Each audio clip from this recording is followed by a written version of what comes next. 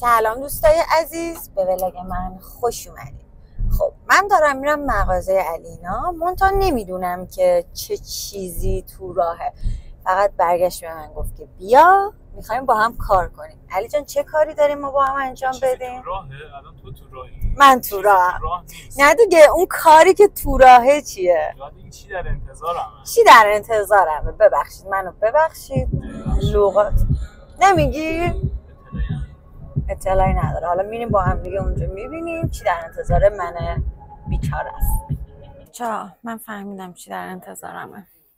یک عالم کثیفی، اون پشتم که اصلا نگم، یک عالم به هم ریختگی که باید تمیزش کنیم. حالا فهمیدم داستان چی بود. به من گفت پاشو بیا، قضیه از این قرار بود. بله مرتب نیستش، چه کثیفه. حالا ببینیم چی کار میکنیم. من فکر کنم وسطاش از یه کار در برم، فرار کنم. همچین احتمالی رو در تو به خودم واقعا میدم.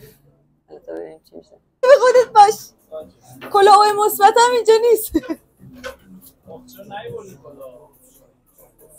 میخوام موتور بخرم دیگه، اون دیگه مال من. قیافه علی برو خداحافظ، مواظب خودت باش، دوست دارم.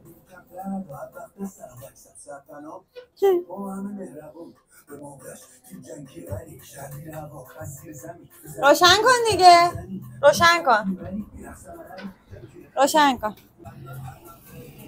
اینجا چرا نمیذاری من هر چی دوست دارم مغازه بردارم برم؟ پولشو بده ببر از زمان کارت ندارم. من پول ندارم، بدبختم. میدونم قیافه هم نداری. گفت اصلا انقدر عشق در رابطه با موج میزنه، هیچ میگه قیافه هم نداری. من نزدم.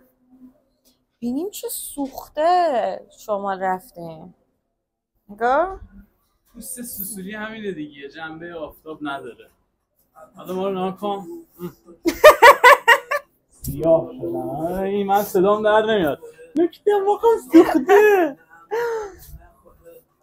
انقدر اینجا از این چیز چوبی خوشگل دارم. من کلا عاشق چیز چوبی هم. نمیذاره ببرم، میگه اول کارت بکش بعد برو. کارت هم نمیکشی نقدی حساب کن.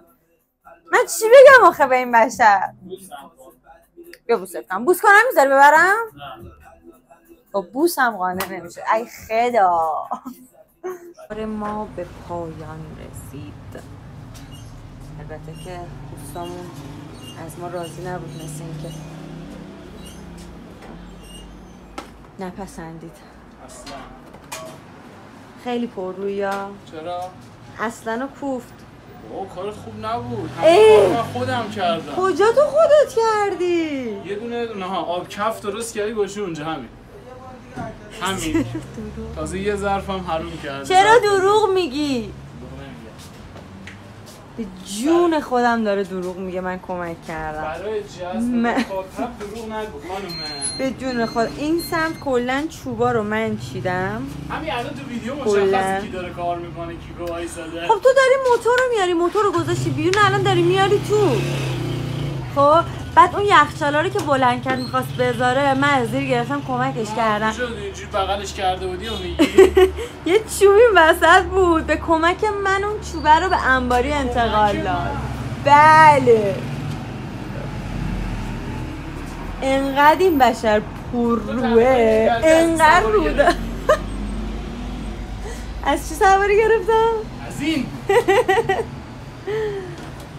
خب بچه ها من برم یکم تنبیهش کنم تا ایشون باشه دیگه نگه من هیچ کاری نکردم.